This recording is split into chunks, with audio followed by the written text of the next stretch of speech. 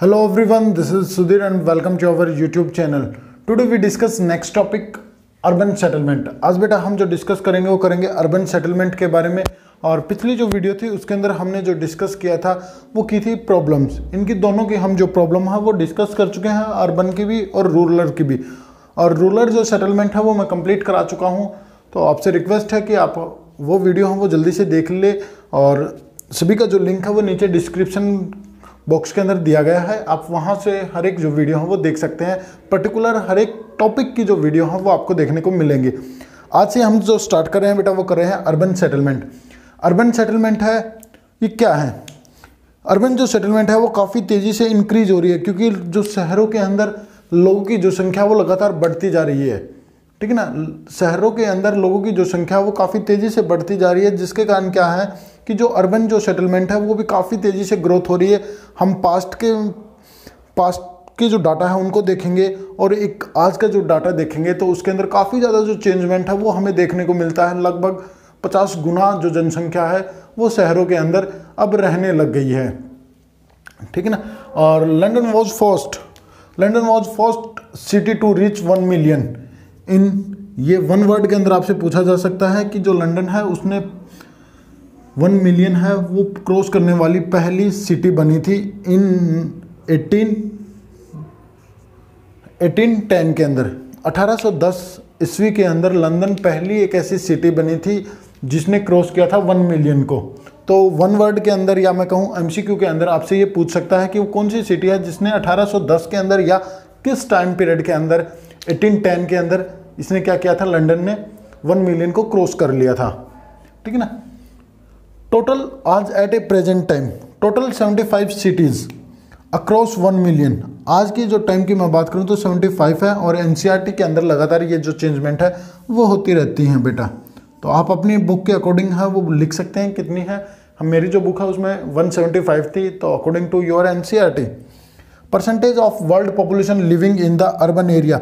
अब परसेंटेज की बात करते हैं कि पहले कितनी थी और अब कितनी है। बात करता हूं मैं यहाँ पे 1800 की, 18,000 की मैं बात करूं तो केवल 3% थी। फिर अगले 50 सालों में ये दुगनी हो गई, 6% हो गई। और फिर 900 में, ठीक है ना, 1900 के अंदर 1900 के अंदर ये 14% हो गई। और जबकि 1950 के अंदर ये 30% 30% हो गई। और 1982 के अंदर ये 37%। और 2001 में ये हो गई 48%। और 2011 के अंदर ये जो बढ़कर कितनी होगी, 52% हो गई। तो सिर्फ आपको दो डाटा हैं वो याद रखने हैं। पहला तो याद रखना है 1800 में केवल 3% थी और एट ए प्रेजेंट टाइम में ये 52% से बढ़ चुकी है अब। ठीक है ना। अब 2021 का जब डाटा आएगा जब उसके अकॉर्डिंग हम बात करेंगे, क्योंकि एनसीईआरटी तो अभी पुरानी है ये। तो ये आपसे यहाँ पे पूछेगा, यहाँ पे जो क्वेश्चन है वो पूछेगा कि ऐसी क्या घटनाएं घटी हैं या कौन से जो फैक्टर हैं वो रिस्पॉन्सिबल हैं कि जिसके कारण कि शहरों के अंदर जो पॉपुलेशन है वो लगातार इंक्रीज हो रही है। ठीक है ना, कि लगभग 50 गुना जनसंख्या है वो इंक्रीज हो गई है सिर्फ और ओनली एंड ओनली मतलब 2000 ईयर के अंदर। 200 सालों के अंदर 50 गुना जो जनसंख्या है वो शहरों के अंदर जाकर रहने लगी है। ऐसा क्या कारण है, तो ये आपको बताना है बेटा, ये आपसे पूछ सकता है। अब जो टॉपिक जो है हमारा वो है classification of urban settlement. Urban जो सेटलमेंट है उसकी क्लासिफिकेशन के बारे में पढ़ेंगे ऑन द बेसिस। अब हमने क्या किया, इनको क्लासीफाई कर दिया 3 बेस पे। ठीक है ना। और ये हमारा पहला ही बेस है, वो पढ़ेंगे पॉपुलेशन साइज। अलग अलग कंट्री के अंदर आपको पता है कि बेटा अलग अलग कंट्री के अंदर अलग अलग जो पॉपुलेशन है वो देखने को मिलती है। किसी के अंदर पॉपुलेशन डेंस है और किसी के अंदर स्पार्स है। किसी के अंदर पॉपुलेशन ज़्यादा है तो किसी के अंदर पॉपुलेशन कम है। किसी के अंदर पॉपुलेशन डेंसिटी है वो ज़्यादा है और किसी के अंदर कम है। तो ये दोनों चीज़ें, ठीक है ना, पॉपुलेशन है वो हर स्थान पे हर कंट्री के अंदर अलग अलग हमें देखने को मिलती है। तो जो क्राइटेरिया है वो भी हमेशा हर एक देश के अंदर अलग अलग लिया गया है। ठीक है ना। अब उस क्राइटेरिया की बात करेंगे कि रूरल डेवलपमेंट पॉपुलेशन को बेस मानकर जो क्राइटेरिया जो निश्चित किया है उनके बारे में पढ़ेंगे। सबसे पहले पढ़ेंगे डेनमार्क, स्वीडन और फिनलैंड। इसके अंदर जो क्राइटेरिया है वो कितना, मोर देन 250% है ये लिया गया है। ठीक है ना, मोर देन 250% है वो लिया गया है। और क्योंकि यहाँ पे जो पॉपुलेशन है वो स्पार्स पॉपुलेशन देखने को मिलती है हमें। आइसलैंड के अंदर ये मोर देन 300 है, मोर देन 300% है, ठीक है ना बेटा। और यही कनाडा और वेनेजुला की पूछ लिया जाए तो ये बढ़कर 1000 हो जाता है। कितना हो जाता है बेटा? 1000 है वो हो जाता है। और कोलंबिया के अंदर ये 1500 है, 1500 है। अर्जेंटीना और पुर्तगाल के अंदर ये 2000 है। इसमें लोगों की संख्या कितनी है? 2000 है।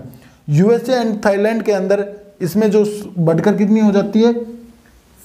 2500 है वो हो जाती है, जबकि इंडिया के अंदर इसकी है 5000। और इंडिया के अंदर खास बात यह भी है कि जिस स्थान